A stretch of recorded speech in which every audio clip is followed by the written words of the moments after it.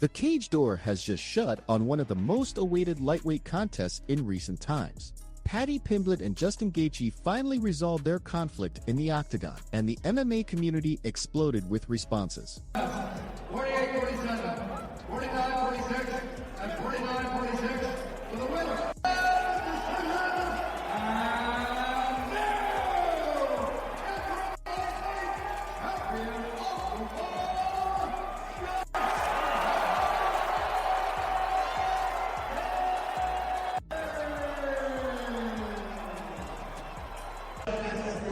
It was an absolutely incredible fight, incredible war. I want you to enjoy it, enjoy your victory. Congratulations on the interim championship belt.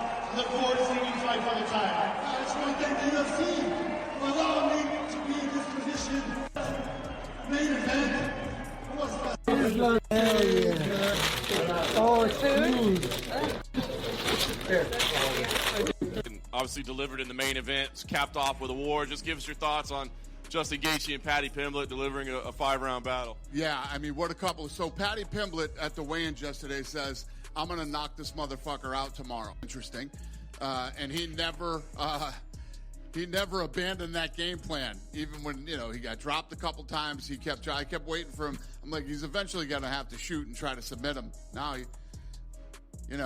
I didn't know Paddy Pimblett had a chin like that till tonight. And, yeah, absolute dogfight in a war, and much respect to both guys. We haven't seen Justin yet, so we don't know what his status is physically. But, I mean, is the interim, is the unification fight have to be next? Or is there a case if he's hurt and needs to be out for a while? Apparently he's 100%. So we sent Paddy Pimblett straight to the hospital, and then we're going to send Gaethje too. And Gaethje's like, believe me, I've been in plenty of wars. I'm good. So as far as we know right now, he's healthy. Dana, I remember when Paddy first arrived in the UFC, you were saying stuff like, well, his entrance is good and it's all well and good to get the fans, but he needs to be able to fight. Obviously, we've seen him have great wins before, but to show the durability he had in that fight, he lost, he will be considered one of the best in that division moving forward. No doubt about it. I mean, he was the favorite tonight. I think that's what fucked him. Every other one, he's the underdog and everybody thinks he's going to lose. Tonight, he's the favorite. I don't think that his game plan was the greatest. Obviously, tonight he showed he is tough, he is durable, and almost impossible. I mean, especially against Gaethje. And you're eating those punches from him. It's one thing to say, listen, I'm going to come out. I believe in my durability. I believe in my chin, and I'm going to go toe-to-toe with this guy. But when it starts to not work, at some point you got to say, you know what? It's the third round. I got 2 rounds left. I might want to try to take him down and submit him here.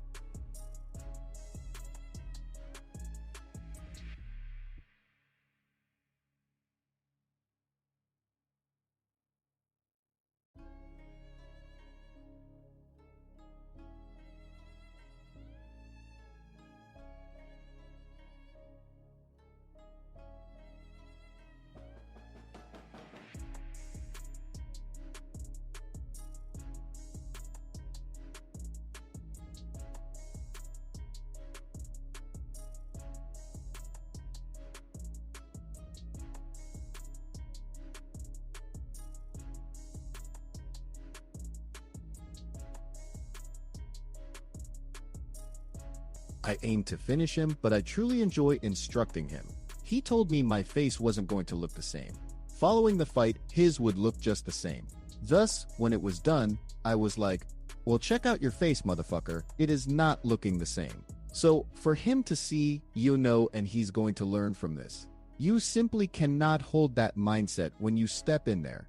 he needs to welcome the worst likely result, and that's how you perform best when pressure is at its peak. These lessons you have to grasp. Again, his mentality for that fight was just not good.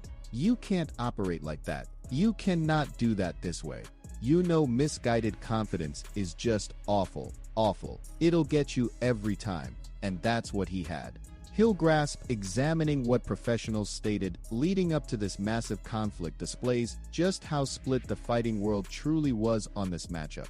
Eddie Alvarez viewed his analysis from an entirely distinct perspective, leveraging personal insight into Gaethje's fight method after giving him his initial promotional loss. Instead of dwelling on natural skill or technical traits, Alvarez highlighted readiness quality as possibly deciding everything. The past champion clarified that Gaethje exerted a distinct type of overwhelming pressure that practice partners simply couldn't genuinely copy in camp training. Alvarez clearly recalled the ceaseless body impacts, unyielding aggression, and total lack of space that marked their brutal confrontation. No measure of practice could genuinely ready anyone for that truth until encountering it personally beneath championship stadium lights. The contender who adjusted years ago, what's like the first thing that comes to mind when you think of that fight with Justin? That I'm glad it's over and I never want to do it again.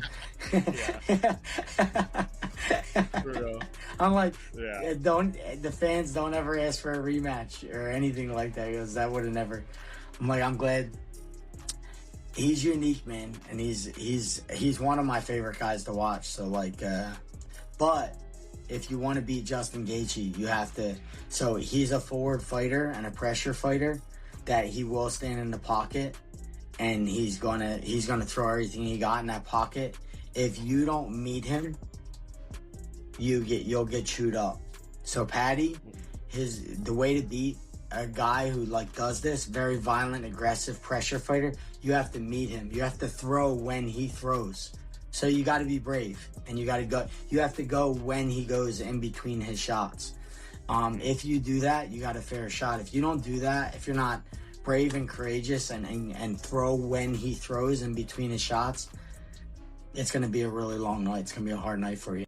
Chandler provided especially useful perspective due to his distinct status of having battled both competitors within the cage. Following Pimblett's stoppage of him last April, he easily conceded the Liverpool native had more rounded abilities than his detractors understood. Nonetheless, when compelled to give a concrete forecast, Chandler still favored Gaethje, citing greater experience and general skill proficiency. The ex-Bellator title holder portrayed Gaethje as posing a wholly distinct class of opposition Pimblett had yet to confront in his professional career. Paddy, what do you think it looks like? Oh man, more skilled, more experienced, I think better fighter all around, Justin Gaethje. But I also have been on record and said that Paddy Pimblett is better than a lot of people think he is. You know, because of his haircut and the way he talks, and when I fought him, he's better than a lot of people give him credit for. He's got long reach, good kicks, pretty darn patient and composed in there, but Gaethje's a whole different animal. So if I had to bet, I'd go Justin Gaethje, interim champion, and then he'd use Ilia Topuria later on this year.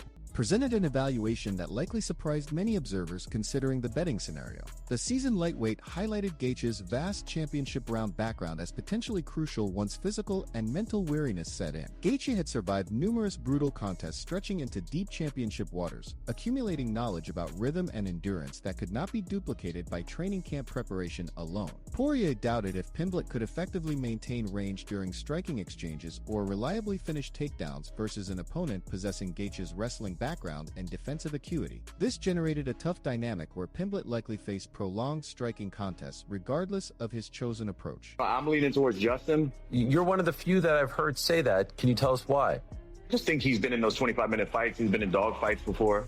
I think Paddy's going to have a tough time stopping him on the feet, and I don't think Paddy's going to be able to get him down, so he's going to have to fight with him. Unless Paddy can stay super disciplined for 25 minutes, stay at distance, pick his shots.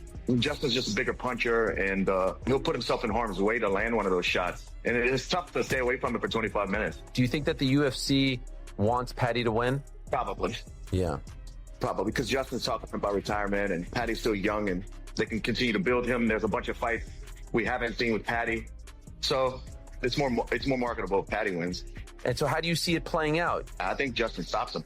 Wow. Alexander Volkanovski perceived this particular contest from a truly distinct angle as the event quickly neared. The former featherweight champion anticipated Pimblett would emerge triumphant and secure provisional championship gold. His rationale focused upon what he had always witnessed from Pimblett when encountering substantial tests throughout his professional career. Numerous times when Pimblett voiced profound skepticism prior to crucial contests, the Liverpudlian combatant responded by perfectly executing his game plan and quieting doubters. Volkanovski particularly underscored Pimblett's recent display versus Chandler as undeniable proof of his capacity to adhere to established game plans facing tremendous pressure. That specific aptitude would prove utterly vital against one as perilous and erratic as Gaethje. That's going to be a fun fight. I'm going to go with Paddy, you know what I mean? There's been a couple of times where I thought Paddy's had big tests in front of him and he's passed them. And, you know, he showed me in his last fight he can really stick to a game plan. And he's going to need that with a Gaethje. So I'm going to go. Tony Ferguson offered a distinct viewpoint, having faced both fighters throughout his extensive UFC tenure. Ferguson felt Gaethje's complex history with interim belts and continually unfulfilled title aspirations might generate mental strain affecting his performance under pressure. Conversely, Pimblett's drive to secure his initial major belt might foster the type of desperate energy that elevated fighters beyond their typical capabilities. Ferguson observed vulnerabilities in both combatants from personal experience, but gravitated slightly towards backing the hungrier challenger pursuing a fresh opportunity with everything on the line. Not bad, dude. Paddy's not bad. He's very beatable, and Gaethje's very beatable as well. But when it goes into the passion and how upsetting Justin Gaethje has always been about not getting that real title shot, and they just keep dangling it right there again, Paddy's in for a new treat, right? Paddy's the one that's never fought for a belt. He's going in there. He's going to be trying to, you know, get that stuff. He's going to feel a little bit more pressure. He's going to have that little bit of excitedness in my opinion. Renato Moicano made perhaps the boldest call by forecasting a Pimblett submission victory. His rationale proposed that, without an early striking finish from Gaethje, ground exchanges would ensue inevitably as the bout advanced, and Pimblett possessed significant edges once action moved to the mat. Moicano contended that the wagering markets had entirely overlooked the enormous skill disparity in submission grappling between these contestants. Tough matchup, you know? Yeah. I think 5 rounds, if... this is the common take. Everybody gonna say that, not only me. But if Justin Gaethje doesn't stop him on the beginning, he's going to lose. I think everybody thinks like that. And I think Paddy Pimblett will beat Justin Gaethje. That's what I think. Colby Covington expressed real frustration with the significant betting market bias toward the British challenger. Covington conveyed he would have staked considerable capital on Gaethje if active combatants could wager on matches. In spite of dominant public opinion favoring Pimblett, Covington saw Gaethje as a seasoned competitor who would exert pressure unlike anything Pimblett had faced before.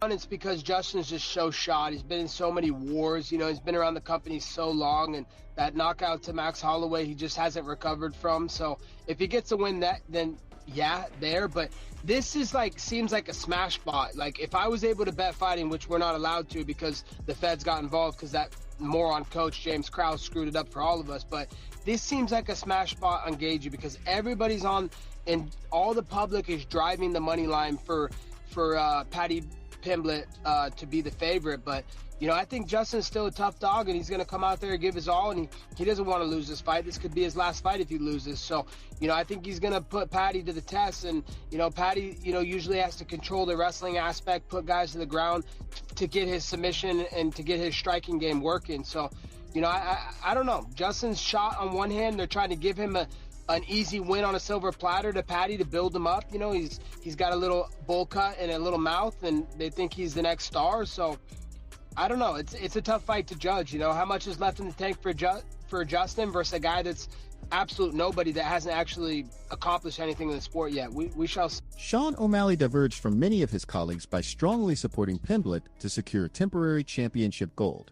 The bantamweight standout considered this a perfect stylistic challenge for the British grappler to overcome. O'Malley foresaw Pimblett identifying an opening during the second round and capitalizing upon it with a rear naked choke submission. This displayed great faith in Pimblett's ground skills and his fighting intuition for noticing when rivals grew exposed amid wild skirmishes. O'Malley was convinced those submission techniques would ultimately prove critical when the entire outcome was uncertain. I don't know, dude. I'm kind of leaning towards Paddy.